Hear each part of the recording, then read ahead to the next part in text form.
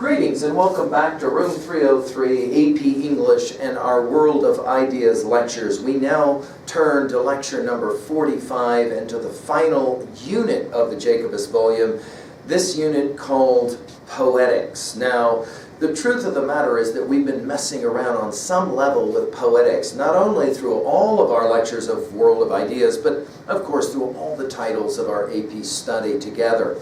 Now, our assumptions are that you've been following at learnstrong.net our other lectures 1 through 44, as we now turn to the very final set of essays. What's fascinating is that of the 5 essays that we have, of the 4 essays, of the 5 essays that we have, 4 of the authors we've already studied elsewhere at learnstrong.net and in Room 303. Let's just turn to Jacobus. I know that I normally begin with Mortimer Adler and his Syntopicon comments, and he does have a remarkable essay on poetry, not necessarily poetics, but poetry, and there's a bit of a difference.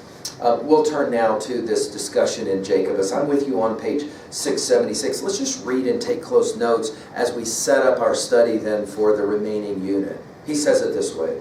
According to the Greeks, and notice how it always seems to come back to the Greeks, and you won't be shocked, Aristotle here in a moment, right? According to the Greeks, poetics was the art of crafting verses that enhanced men's and women's interpretations of the natural world and their place in it. The poetry of Homer, believed to have lived between, 1100 and 800 BCE, not only entertained willing listeners, but immortalized heroes, praised civilizations, explored the nature of humanity. However, not all Greeks celebrated the art form. Plato denounced poets on the grounds that they stirred the emotions and appealed to the senses and thereby distracted people from moral concerns. Of course, so remember in our conversations about Republic Book 8 and the critique of the arts, you can go and find that lecture at learnstrong.net, right? Although Aristotle, Plato's student, never openly contradicted his teacher, he did not view poetry as immoral. In fact, he praised art in general for its ability to imitate or represent life in a fashion that deepened human understanding. Moreover, Aristotle felt that tragic poetry purged the emotions of pity and fear and thus performed an important service for individuals. To him, this catharsis or cleansing or purgation, of course, as we've talked about it in other lectures, of the emotions was an important psychological benefit of the poetic art. The connection between the poetic and the moral remained controversial even after Aristotle's defense. In the Middle Ages, poetry and its ability to arouse the emotions were regarded with deep suspicion by the church. However, in the late Middle Ages, poets such as Dante again defended the ability of poetry to instruct the reader morally. And you can go back and look at our lectures on Dante and the Divine Commedia in the AP folder at learnstrong.net, right?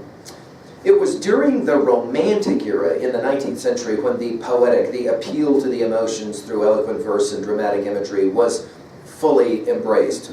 We think about Percy Bysshe Shelley's defense of poetry. We've spoken about it a number of times in 303. The relationship between poetry that excites emotion, as in the lyric, and poetry that praises and glorifies, as in the epic, has long been of interest to both poets and critics. To some thinkers, the formal elements, rhyme, meter, imagery, grand themes, have been the decisive measures of quality in poetry. For others, the poetic has been more closely connected with what the writer Edgar Allan Poe, who we know well from 1803 to 1809 to 1849, called the poetic sentiment, quote unquote, the emotions associated with the experience of poetry. For these thinkers and poets, the effect of the poem is the most important measure of its quality. Ideas of the poetic can be expanded to other forms of art as well. The rhythm of language relates to the rhythm of music or even to the parts of a sculpture. The imagery and the comparisons in poetry have their counterparts in painting. All art forms struggle, as Aristotle points out, to clarify and deepen human experience. Now let's begin to introduce ourselves to the actual readings. Aristotle's Poetics. Of course, this is a text we know well because we have lectures from the very beginning of AP. This is, in fact, in many ways where we started, isn't it, with our study of stories and literature. Aristotle's Poetics is a landmark document that continues to influence modern thought. He approaches poetics in this selection through a discussion of poetic drama, especially tragedy. For him, the tragic drama appeals to what is most notable in the audience, right? The strength of the dramatic action, the plot, was most important for Aristotle. Although he commented on the use of language, characterization, music, other stage conventions, he felt the audience was most deeply moved by what happened to the characters on stage, the action. By contemplating action that imitates a life in nature, the audience would be cleansed emotionally, purgation and catharsis, right? Alexander Pope, who of course we have met already in our senior A folder and in the AP folder when we talk about Essay on Man, Presume Not God to Scan, the proper study of mankind as man, as well as Pope's mock epic Rape of the Lock. Alexander Pope was a neoclassicist in 18th century England and therefore respected both the Aristotelian and Platonic positions in literature. But he was, like most thinkers of his time, influenced more by Roman than by Greek thinkers. Roman experts in the poetic were Virgil. Of course, we have large numbers of lectures on Virgil in the Aeneid, don't we? Horace, Catullus, as well as Cicero, and we have a lecture on Cicero as well at Wordstrong. Their concerns often centered on moral issues and the obligations of the individual to live an upstanding life and contribute to the body politic. In his Essay on Criticism, which we will be reading a part of, Pope praises poetry that has a strong moral center balanced by temperate qualities and the avoidance of excess. His advice to critics also recommends that they take a holistic view of poetry and not praise or disparage a specific part, such as its language or its metrical patterns. Pope echoes Roman moralists by favoring a middle path and by packaging his central thoughts in concise and memorable phrases. Quote, he says, "Be not the first by whom the new are tried, nor yet the last to lay the old aside." Again, from Essay on Criticism, Part 2, lines 135-36. That rhymed couplet, we'll obviously be aware of that from our study of Pope already. Our next reader is Wordsworth, and of course we've studied Wordsworth at length. We have lectures on Tintern Abbey, and of course we began our time together, don't we, in introductions to 303 and annotation conversations with Wordsworth's "My Heart Leaps Up When I Behold a Rainbow in the Sky." We also have a few lines from Preludes, as well as London 1802, and of course any number of other texts by Wordsworth. Now we're going to turn to his famous lyrical ballads, which we have lectured on in the abstract. Now we're going to read something of it. Wordsworth's preface to his and Coleridge's volume of verse, Lyrical Ballads, was a declaration of poetic independence that was in many ways a reaction to Pope's views. Wordsworth felt that Pope's tight couplets and serious message were inappropriate for the new Romantic movement. For the Romantics, artificiality of language and form gave way to ease and informality. Rhyme was still possible, although by no means a requirement, while the language of Wordsworth's poetry emulated as much as possible the language of the people he heard in daily speech. His emphasis is on lyric poetry and the emotional responses it evokes. He is also unusually democratic in his views, elevating the, quote, humble and rustic, end quote, life as appropriate subject matter for poetry. This view contrasted with Aristotle's emphasis on characters of high birth and Pope's emphasis on high thought. Our next writer is Virginia Woolf, who of course we have a number of lectures on as well at learnstrong.net. Specifically, of course, we love her Shakespeare Sister as well as Room of One's Own, and then of course Dalloway as well, lectures given on. Virginia Woolf gives advice in a letter to a young poet who wrote to her complaining that it was all but impossible to write poetry in 1931. Woolf was famous for her novels and essays, obviously, and used powerful poetic language, obviously, even though she says she's not qualified to write about poetry.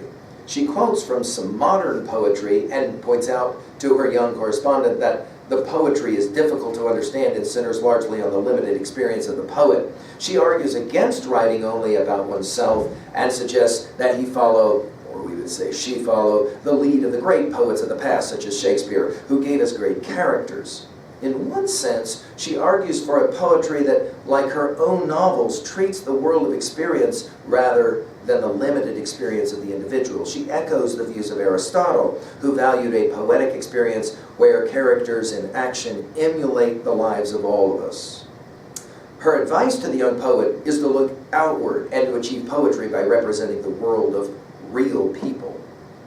Our last now writer is Susan Sontag. Against interpretation, Susan Sontag warns against constructing an overtly intellectual interpretation of a work of art. Instead, she emphasizes the importance of sensory experience in the individual's encounter with the work, whether it be poetry, prose, or even film. And here immediately we think about our conversations of Plato and Republic, right? According to Sontag, all these art forms have a poetics of structure and technique, and all impress themselves on the emotions.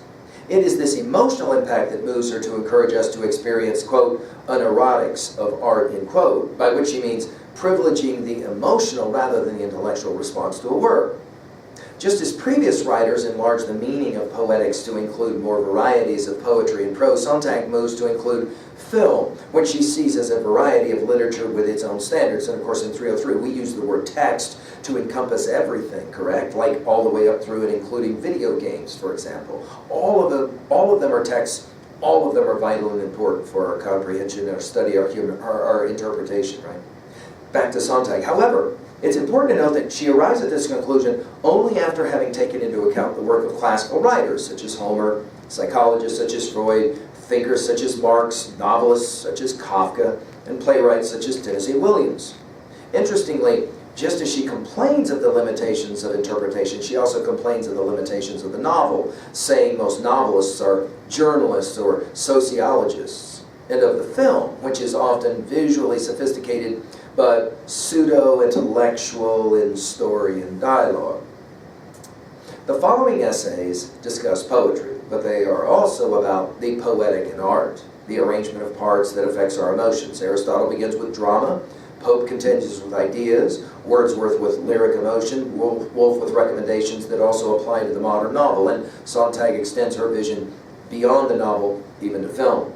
Similar views apply to painting, sculpture, and the way many arts that appeal to our emotions, and that all in their way imitate experience. These writers see the interrelationship of the arts and apply the poetic to experience in the largest possible way. Well, that's our introduction to unit number 8. Let's turn, this won't shock us, to Aristotle and to his great Poetics, and we'll return to conversations from earlier times. Thank you. I hope you're growing as you study this now, unit 8.